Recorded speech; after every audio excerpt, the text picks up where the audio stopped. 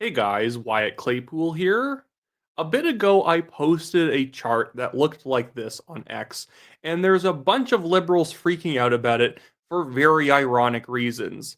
It's the 338 simulator that I sort of messed with the levels of to get a very odd looking election outcome that could realistically happen. With 41.3% of the vote, the Liberals could get 150 seats, and with 39.9, the Conservatives could get 152, with the NDP grabbing 10 seats, the Greens grabbing 1, and the Bloc Québécois grabbing 29. Now, a lot of liberals are mad at the idea of this happening because they cannot compute the fact that they would win the popular vote but still lose the election. In fact, this absolutely could happen. The conservative vote is becoming more efficient in this election, and the liberal vote is becoming less efficient because the type of votes that the liberals are attracting over to their party right now tend to be older, retired people who watch way too much legacy media, and they have flipped on the conservative party because they're going to stick it to Trump this election. Now, obviously, this does not apply to any of you watching this video right here. You're watching a conservative YouTuber online, not watching Rosemary Barton on the CBC. But there is a good portion of voters who fit that bill of legacy media viewers, and obviously, legacy media viewers are even in the younger age demographics. And those people actually tend to be located in areas where either the liberals were already going to win the riding with 45, 50% of the vote, now they're going to win it with 65%, or like in my riding of Calgary Signal Hill, like I witnessed yesterday, where the Conservatives win 68% of the vote, the Conservatives will win with 58% of the vote, or 55% of the vote, or even maybe a little bit less than that, because of the legacy media viewers who want to stick it to Trump. And it's just going to result in the Liberals getting a lot more national vote that doesn't do anything for them. I want to break this down a little bit for you in just a second and go through Wave's map because it's very interesting where the Conservatives are going to be picking up seats, where they actually are losing seats, and where the Liberals are picking up seats and losing seats. But before I get into it, guys, I just want to remind you, if you like my federal election coverage, make sure to leave a like on this video. If you're not yet a subscriber, hit the subscribe button and leave a comment on how you think this election is going to turn out. Is it going to be a majority government for either side? Is it going to be a minority? And who's going to win and who's going to hold the balance of power? Anyways, let's check out the Polywave website where Sharia Teest, the guy on X, who in fact is only 16 years old, but he's put together a fantastic polling aggregation website.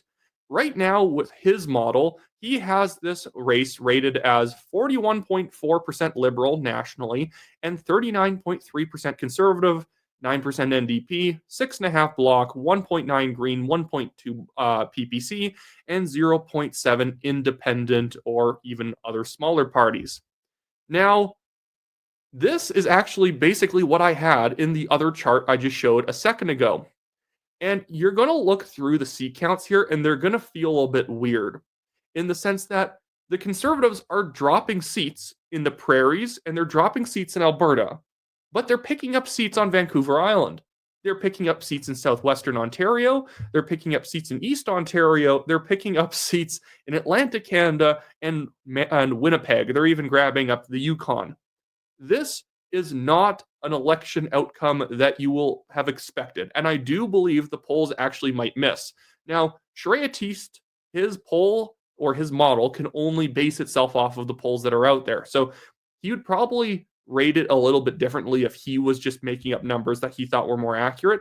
But right now, what Sharia Teest's numbers result in terms of seats right now are 170 seats for the Liberals, not quite a majority, 136 for the Conservatives, 25 for the Bloc, 10 for the NDP, and 2 for the Green Party.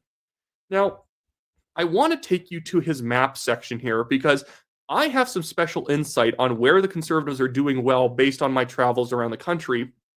And if we can use the baseline numbers that Sharia Teest have to go off of, I think that the Conservatives have a very good chance of winning this election because I, just a little bit ago, got back from the Ottawa area region.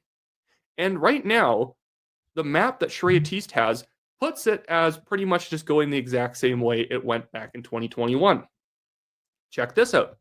So the riding of, let's scroll it a little bit, This is Carleton, obviously. This is Pierre Poilievre's riding that's around the Ottawa area.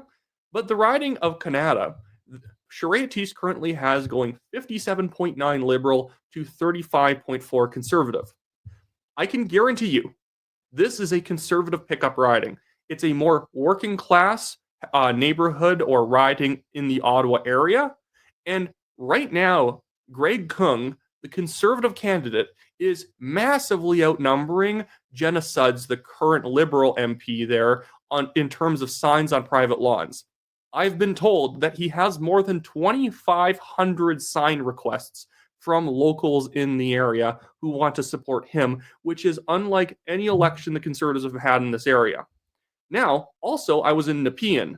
Nepean, although Mark Carney's running there, and he's probably going to win simply for the fact that he's the Liberal leader and they are throwing volunteers into his area, I think it's going to be closer than 56 to 33.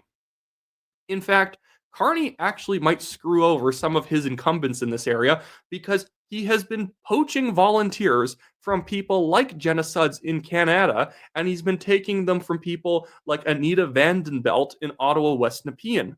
In fact, the day before I came back from Ottawa, I was in Ottawa West Nepean in one of the most liberal sections of that liberal riding, and the Conservatives were probably getting double what they got last time in that area. They probably only had about 13, 15% in 2021, and this time, about every other door, every third door or so was voting Conservative, and the ones that aren't exactly universally voting Liberal, since the NDP actually has a serious candidate in that area.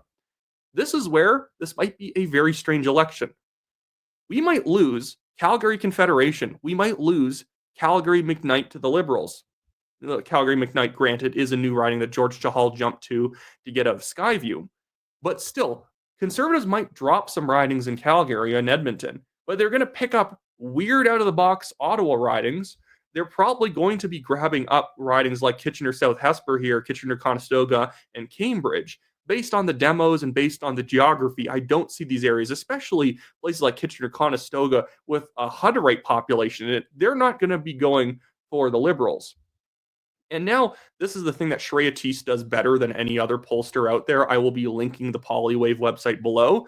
He actually is cluing on to the fact, not that he didn't know this before, but he's the only pollster who actually clues into the fact that minority voters are more likely to vote Conservative than they are to vote Liberal.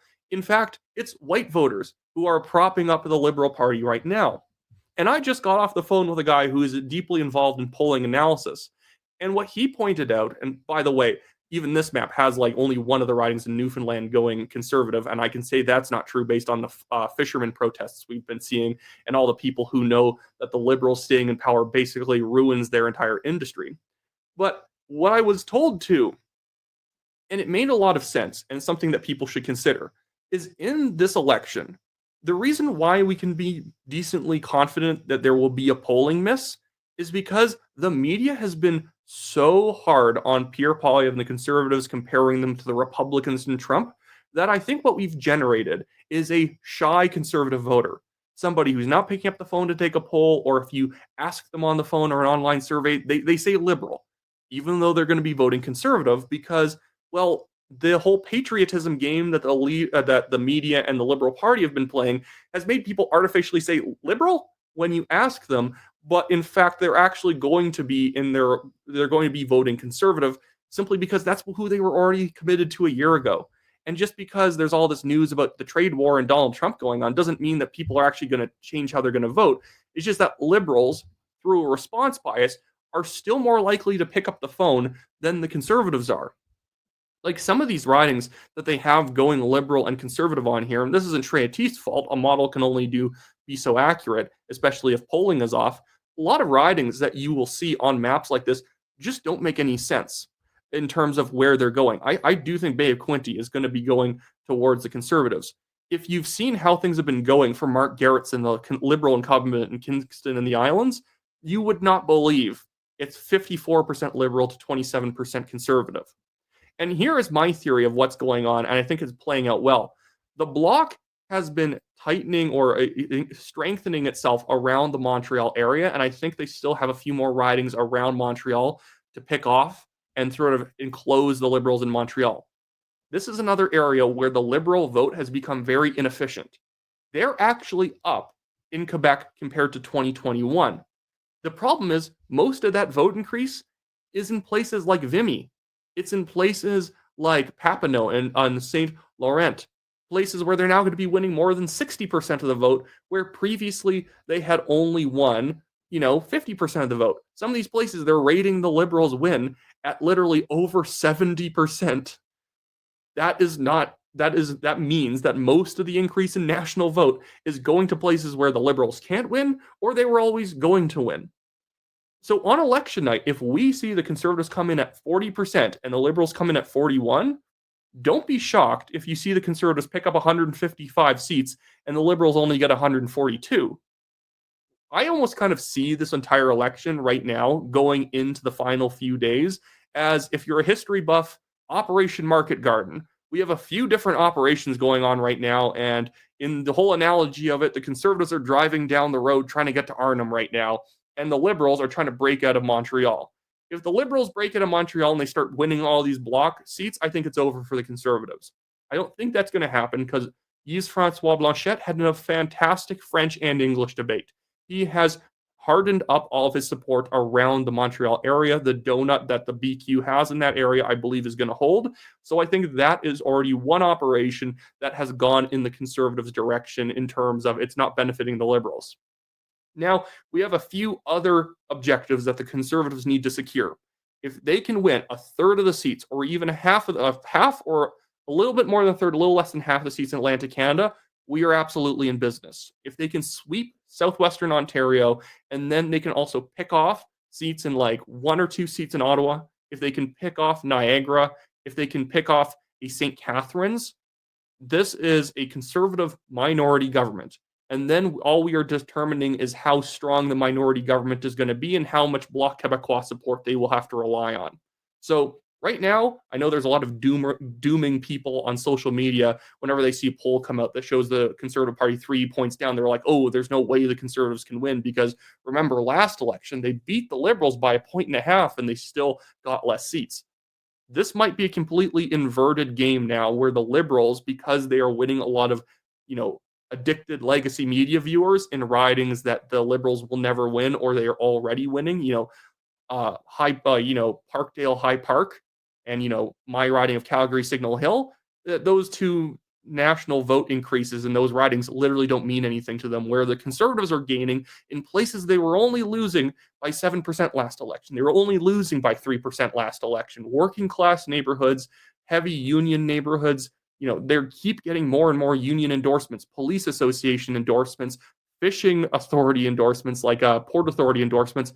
That does in fact matter. So anyways, that should be it for this video today, guys. Just a quick update on how I see the election going. Hopefully you enjoy this sort of stuff. Make sure to like the video, subscribe to the channel, leave a comment, do all that fantastic stuff, and I'll see you guys at another time.